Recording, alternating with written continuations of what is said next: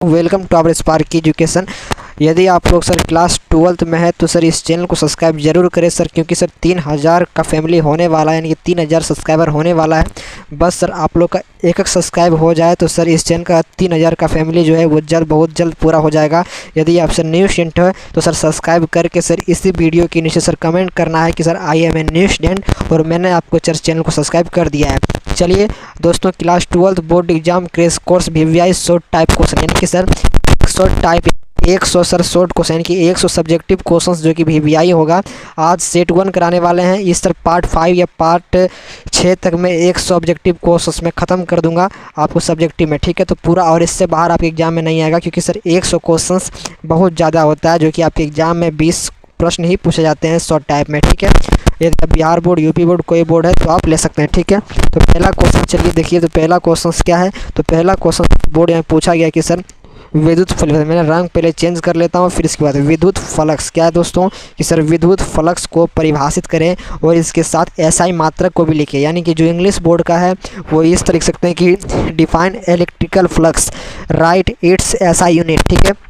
यानी कि विद्युत फ्लक्स को परिभाषित करें और इसके साथ SI मात्रक को भी लिखें। तो मैं आंसर पहले मैं अपने भाषा में बता देता हूँ कि सर विद्युत क्षेत्र में स्थित किसी पृष्ठ से, किसमें सर विद्युत क्षेत्र में किसी पृष्ठ से सर अभिलंबित जो कुल विद्युत बल रेखाओं की संख्या जो होगा उसी को विद्युत फ्लक्स कहते हैं। इसका आंसर सर नीचे दिया गया है, जो कि सर आपको PDF नहीं भी लीजिएगा तो मैं अभी इसका आंसर बताने वाला हूँ। पहले इसका सर आप इसका पहले क्वेश्चंस जान लीजिए कि पहला का विद्युत फ्लक्स था, ठीक है। इसके नीचे मैं क्वेश्चंस का आंसर बताने वाला हूँ। दूसरा क्वेश्चंस क्या है कि सर लोरेंज बल क्या है?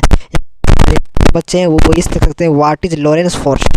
बल को हम लोग फोर्स को कहते हैं, ठीक है। तो इसका भी आपका राइट आंसर अभी मैं बताने वाला हूँ, दिखाने वाला हूँ।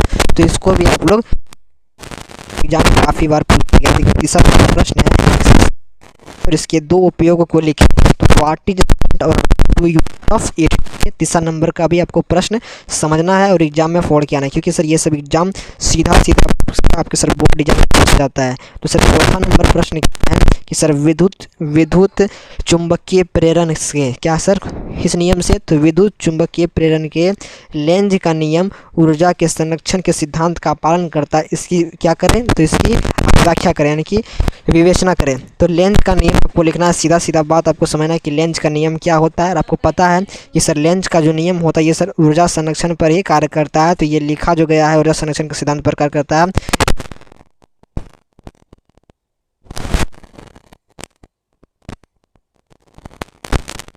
मतलब क्या होती है, इसलिए आपको सीधा लिखना है कि लेंज का नियम क्या है, ठीक है। तो सर मैं बताने वाला हूँ नीचे PDF के नीचे से अवगत करा दे कि सर कैसे कैसे पूछा जाता है। गुण लिखना है, नहीं समझे?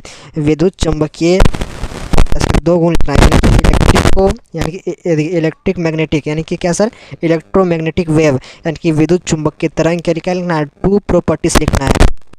सर 2 प्रॉपर्टीज लिखने में कोई दिक्कत नहीं है। पहला तो लिख देंगे कि सर विद्युत चुंबकीय प्रस्थ क्या होती है? अनुप्रस्थ होती है। फिर दूसरा में लिख देना है कि विद्युत चुंबकीय तरंग संचार के माध्यम की आवश्यकता होती है।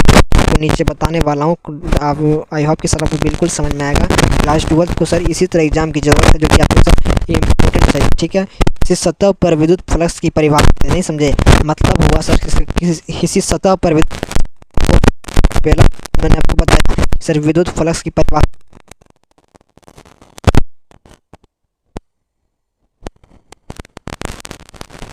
give the definition of electric flux on a surface। इस तरह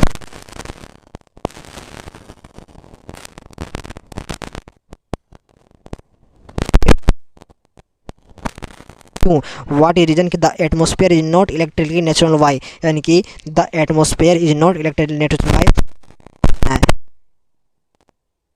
अतीस क्या लगता है जो होता है अंडरस्टैंड बाय सुपर कंडक्टिविटी चालकता होता है। तो अति क्या है इसको लिखना है।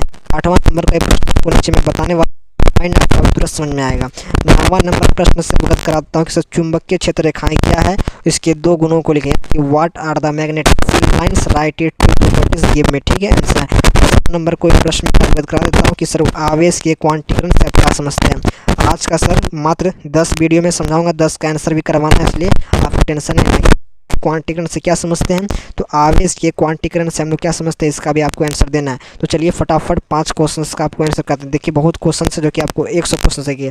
पहला क्वेश्चन का जो आंसर था वो ये था कि विद्युत फ्लक्स को, देखिए इसका आंसर मैं बहुत अच्छे से डिफाइन करके लाया हूँ कि विद्युत फ्लक्स किसे कहना है कि सर किसी विद्युत क्षेत्र में किसी सतह से, मैंने बताया था ना कि सर किसी विद्युत क्षेत्र में किसी सतह से लंबवत जो कुल विद्युत जो जाएगा, इसी को कुल विद्युत बल रेखाओं की संख्या को क्या कहते हैं, विद्युत फ्लक्स कहते हैं। यानी कि सीधा बात समझिए कि सर विद्युत क्षेत्र में से किसी पृष्ठ से अभिलंबित जो कुल विद्युत बल रेखाओं की जो संख्या जो जाएगी उससे ही हम लोग विद्युत फ्लक्स कहते हैं। नहीं समझे, मैं फिर से समझाता हूँ कि सर विद्युत क्षेत्र में स्थित किसी सतह से लंबवत जाने वाली कुल विद्युत बल रेखाओं की संख्या, एक बार पढ़िएगा, यदि आप नोट्स लीजिएगा तो बहुत समझ आएगा, नहीं भी लीजिएगा सीधा में नोट डाउन कर लीजिएगा, कोई पैसा खर्च करने की जरूरत नहीं है।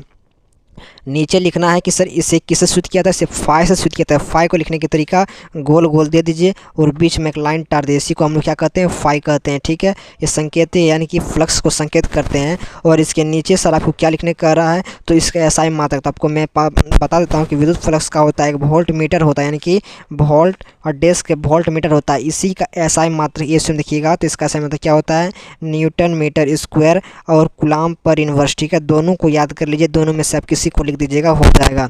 दूसरा नंबर का प्रश्न क्या था मेरे बउआ, तो दूसरा नंबर का प्रश्न था आपके एग्जाम में, सर लोरेंज बल क्या है। मैं 5 ही क्वेश्चन में करवाऊँ क्योंकि 10 क्वेश्चन मैंने बताया, लेकिन 5 क्वेश्चन समझाऊंगा। कम समय में ज़्यादा क्वेश्चंस करवाना है, इसलिए टेंशन है। लोरेंज बल क्या है, तो लिखना है मेरे बउआ कि इस तरह यदि चुंबकीय क्षेत्र यानी कि बी वेक्टर में कोई आवेशित कण की गति, यानी क्या बोला जा रहा है कि यदि चुंबकीय क्षेत्र जो है वो कोई आवेशित कण की गति हो तो उस कण पर विद्युत चुंबकीय बल दोनों कार्य करता है, यानी कि इन दोनों बलों को सम्मिलित रूप से लोरेंज बल कहते हैं। मात्र आपको क्या काम करना है, याद नहीं हो तो बस आपको एक काम करना है, इसको सर कॉपी में नोट डाउन करके और 2 से 3 बार कॉपी में लिख लेना है, आपको 100% याद हो जाएगा, यस मेरी गारंटी है। ठीक है, क्लास 12 के सर एफ बराबर होता है बल, यानी कि बल मतलब ये एफ, यानी कि क्यू और ब्रैकेट ई प्लस भी गुना बी। और ये आपके एग्जाम में पूछा जाता है कि सर लोरेंज बल है और नीचे 4 को ऑप्शन देगा और यही और इसमें जो 4 को ऑप्शन में से एक ऑप्शन ये भी रहेगा, तो यही आपका राइट आंसर है। इसलिए हर हालत में इसको 2 नंबर भी क्लियर हो जाएगा और 1 नंबर भी क्लियर हो जाएगा। इस लोरेंज बल का सूत्र क्या होता है, फॉर्मूला, तो एफ बराबर क्या होता है, क्यू ब्रैकेट ई और प्लस भी गुना B. That's clear. I hope कि सर आपको समझ में आ गया होगा। I am remembered it but do not mind, do not tension, I am आपके साथ है। ठीक है, संट क्या है और इससे 2 उपयोग लिखना है, धारामापी होता है। तो वह युक्ति जो विद्युत परिपथ में विद्युत धारा के संचरण के लिए कम प्रतिरोध का पथ उत्पन्न करता है, संट कहलाता है। बिल्कुल सेंटेंस इतना अच्छा से बनाया गया है कि सर कोई दिक्कत नहीं होगा, क्योंकि सर मैं सेंटेंस लाया हूँ ऐसा कि सर आपको समझ में आएगा। सर संट क्या, इसके 2 उपयोग को लिखें, तो लिखना है मेरे बुआ कि वह युक्ति, क्या लिखना है, वह युक्ति, यानी कि संट क्या युक्ति है, तो लिखना है पहले कि वह युक्ति जो विद्युत परिपथ में, किस परिपथ में, विद्युत परिपथ में विद्युत धारा के संचरण के लिए, किसके संचरण के लिए, तो विद्युत धारा संचरण के लिए कम प्रतिरोध का पथ उत्पन्न करता है, यानी कि कम जो प्रतिरोध होता है, यानी कि रेसिस्टेंस होता है, तो जो रेसिस्टेंस होता है वो पथ कम करने के लिए जो उपयोग करते हैं उसी को संट कहलाता है। इसमें पूछा जा रहा है, एक और क्वेश्चन पूछा गया कि इसके 2 उपयोग, यानी कि 2 properties of uses of shunt. ठीक है, तो जिसको सर इसका प्रयोग धारामापी, ये लिखा हुआ है इसी को धारामापी कहते हैं, एल्वेनोमीटर, जिससे हम लोग सीधे इसको क्या करते हैं, सूचित करते हैं। तो जिसका प्रयोग धारामापी से एमीटर बनाने में किया जाता है। और दूसरा पॉइंट कि इसका प्रयोग गैल्वेनोमीटर और एमीटर को प्रबल विद्युत धारा, यानी कि प्रबल बनाएंगे, यानी कि स्ट्रॉन्ग बनाएंगे और इसको सुरक्षित रखने, यानी कि किसको सुरक्षित रखने के लिए, तो गैल्वेनोमीटर और आमीटर को क्या रखने के लिए, सुरक्षित रखने के लिए किया जाता है। किसका उपयोग, तो संट का उपयोग। आई होप कि आपको सब समझ में आया होगा। जहाँ समझ में नहीं आया तो आप मेरा नंबर जानते ही हो, आप चैनल पर इंक्वायरी नंबर दिया गया है, वहाँ से भी कॉन्टैक्ट करके मुझसे पूछ सकते हैं। आपका सर मैं हर संभव प्रयास करूँगा कि सर आपको समझाने का प्रयास हो। ठीक है, कोई दिक्कत नहीं। और क्लास 12 का PDF लेना है तो सर मैं चाहता हूँ कि सर आपको कोई दिक्कत नहीं हो। 99 रुपया फ़ी था, लेकिन अब आपको मन है तो दीजिएगा, नहीं तो कोई दिक्कत नहीं है, फ्री में ही PDF ले लीजिएगा। ठीक है, चलिए। विद्युत चुंबक के प्रेरण का लेंज का नियम और ऊर्जा के संरक्षण के सिद्धांत का पालन करता है, इसकी विवेचना करें। आई होप कि सर आपको ये मैं थोड़ा सा रह के समझाता हूँ कि तो लेंज का नियम आपको पता है सर, ऊर्जा संरक्षण प्रकार करता है। तो लिखना है कि जब चुंबक को किसी लूप के नज़दीक या लूप से दूर ले जाता है, पहले यहाँ तो समझना है, कोई चुंबक है यानी कि कोई मैग्नेटिक है, इसको कहाँ ले जाएंगे तो इसको लूप यानी कि धारावाही होता है, तो इस चुंबक को लूप के नज़दीक ले जाएं या लूप से दूर ले जाएं। और इसके बाद लिखना है कि तो लूप में विद्युत धारा प्रेरित होती है, यानी कि जैसे हम दूर या इससे नज़दीक लाएंगे तो इसमें जो लूप में होता है ना, उसमें करंट इसमें क्या होता है, प्रवाहित यानी कि प्रेरित हो, यानी कि करंट जो होता है वो उत्पन्न हो जाता है। अतः हम समझ सकते हैं कि अतः लेंज का नियम से प्रेरित धारा उत्पन्न होने के कारण यांत्रिक ऊर्जा को विद्युत ऊर्जा में परिवर्तन होता है। यार समझता है कि जैसे आपको विद्युत धारा इसमें उत्पन्न होगा तो आपको पता है जैसे विद्युत धारा होगा तो ये यांत्रिक ऊर्जा को किस में परिवर्तित कर देगा, तो सर विद्युत ऊर्जा में। इसलिए लाइट बढ़ता है, जिससे आपको घरों में जो बिजली होती है वो ये किस यांत्रिक ऊर्जा को विद्युत ऊर्जा में परिवर्तित करता है, ठीक है। और यह एक यांत्रिक ऊर्जा को दूसरे विद्युत में परिवर्तन हो कोई ऊर्जा संरक्षण का नियम कहते हैं, ठीक है। और इस प्रकार का विद्युत चुंबकीय प्रेरण का लेंज का नियम कहलाता है। जैसा कि आई होप कि सर आपको बिल्कुल आया होगा 4 नंबर का क्वेश्चन, ठीक है। क्योंकि सर आपको फिजिक्स समझना है, रटना नहीं है, क्योंकि सर एक क्वेश्चन आपको समझ में आएगा। विद्युत चुंबकीय तरंग यानी कि विद्युत चुंबकीय तरंग का मतलब होता है इलेक्ट्रोमैग्नेटिक वेव। क्या होता है 5वां नंबर का क्वेश्चन होता है। इसको हम लोग जो इसको हिंदी से नहीं याद कर सकते, जो इसको हिंदी से याद नहीं कर सकते, तो इसको विद्युत चुंबकीय तरंग से हम लोग क्या याद कर सकते हैं, इलेक्ट्रोमैग्नेटिक वेव, ठीक है। तो आपको क्या समझना है कि विद्युत चुंबकीय तरंग के 2 गुण लिखना है। ये मैंने बताया था कि विद्युत चुंबकीय तरंग क्या होती है, वो बात ये अनुप्रस्थ होती है।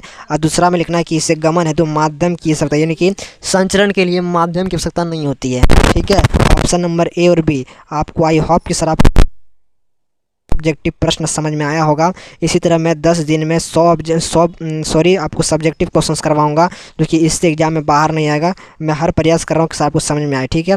मैंने बताया कि सर एक बार और समझा देता हूँ कि विद्युत चुंबकीय तरंग होता है, एक होता है विद्युत चुंबकीय किसे कहते हैं, और एक होता है विद्युत चुंबकीय तरंग इलेक्ट्रोमैग्नेटिक वेव किसे कहते हैं, ठीक है। आपको समझ में आए कि यांत्रिक ऊर्जा को विद्युत ऊर्जा में परिवर्तित करने के लिए हम लोग उपयोग करते हैं। एक आपसे एक और क्वेश्चन पूछाता है, जो कि मैं 100 क्वेश्चन में लाया हूँ। इसमें आपको मैं बता देता हूँ, अवगत करा देता हूँ कि सर विद्युत चुंबकीय प्रभाव किसे कहते हैं, और ये क्या है, इलेक्ट्रोमैग्नेटिक वेव। ये जो चुंबकीय जो आपको लिखा गया इसी को इलेक्ट्रोमैग्नेटिक वेव कहते हैं, ठीक है। तो मैंने पहले ही बताया था कि ये अनुप्रस्थ होती है, यानी कि सीधी रेखा में, और इसे माध्यम की आवश्यकता नहीं होती है। तो मिलते हैं फिर अगले वीडियो में। आगे और बहुत क्वेश्चंस है, जो कि मैं 5 क्वेश्चन से पढ़ाया, और 5 क्वेश्चंस मैंने एक्स्ट्रा आपको बता दिया था, पहले 10 क्वेश्चंस था। इसको अपने कॉपी में देखना है कि सर आपसे हो पाए तो हो पाए, नहीं तो फिर मैं अगले कल वीडियो में लेकर आऊँगा, ठीक है। यदि आपको सर समझ में आया तो आपको कमेंट लिखना है कि सर आपको सर केमिस्ट्री का चाहिए, मैथ का चाहिए, हिंदी का चाहिए कि नहीं चाहिए तो कोई दिक्कत नहीं, बस चाहिए तो आपको कमेंट करना है, एक कमेंट, ठीक है। एक प्यारा सा कमेंट दीजिएगा। बाकी फिर मिलते हैं अगले वीडियो में। Thanks for watching this video.